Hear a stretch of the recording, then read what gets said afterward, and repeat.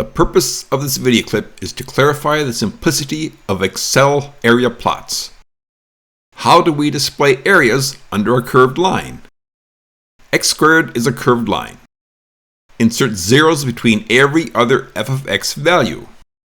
Right-click on the plot, left-click on Format Data Series, change the width to 2. We end up with a solid area under the curved line.